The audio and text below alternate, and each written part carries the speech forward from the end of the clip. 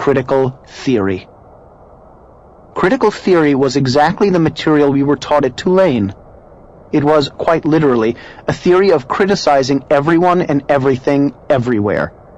It was an attempt to tear down the social fabric by using all the social sciences, sociology, psychology, economics, political science, etc. It was an infinite and unending criticism of the status quo, adolescent rebellion against all established social rules and norms. Critical theory, says Horkheimer, is suspicious of the very categories of better, useful, appropriate, productive, and valuable as those are understood in the present order. So, if you liked ice cream better than cake, or thought a hammer might be more useful than a screwdriver in a particular situation, you were speaking on behalf of the status quo. The real idea behind all of this was to make society totally unworkable by making everything basically meaningless. Critical theory does not create. It only destroys, as Horkheimer himself openly stated. Above all, critical theory has no material accomplishments to show for itself.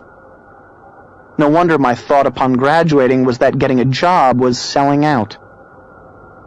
When Horkheimer took over the Institute in 1930, he filled it up with fellow devotees of critical theory like Theodor Adorno, Erich Fromm, and Herbert Marcuse. Each agreed with the central idea of critical theory, namely that all of society had to be criticized ad nauseum, all social institutions leveled, all traditional concepts decimated. Marcuse later summed it up well. One can rightfully speak of a cultural revolution since the protest is directed toward the whole cultural establishment, including the morality of existing society. What we must undertake is a type of diffuse and dispersed disintegration of the system. All of these boring and bleating philosophers might have faded into oblivion as so many Marxist theorists have, but the rise of Adolf Hitler prevented that. With Hitler's rise, they had to flee. Virtually all of them, Horkheimer, Marcuse, Adorno, Fromm, were of Jewish descent, and they had no place to go, except the United States. The United States' tradition of freedom and liberty, its openness to outside ideas, and our highest value, freedom of speech, ended up making all America vulnerable to those who would exploit those ideals. We welcomed the Frankfurt School. We accepted them with open arms. They took full advantage.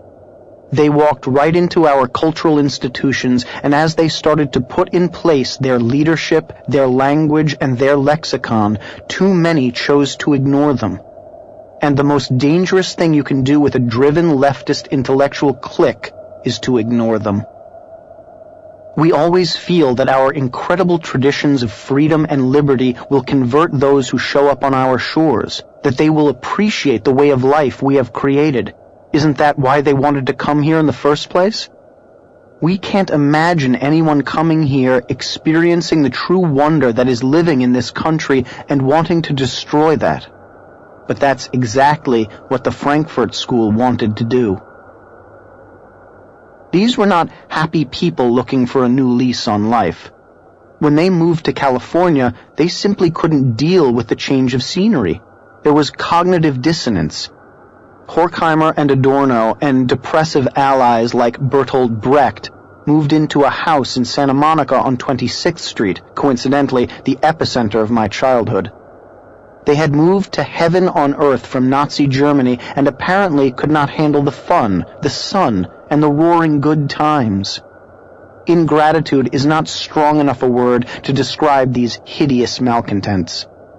If only they had had IKEA furniture, this would have made for a fantastic season of the real world. Brecht and his ilk were the Kurt Cobains of their day, massively depressed, nihilistic, people who wore full suits in 80-degree weather while living in a house by the beach. As Adam Cohen wrote in the New York Times, these were dyspeptic critics of American culture. Several landed in Southern California, where they were disturbed by the consumer culture and the gospel of relentless cheeriness. Depressive by nature, they focused on the disappointments and venality that surrounded them and how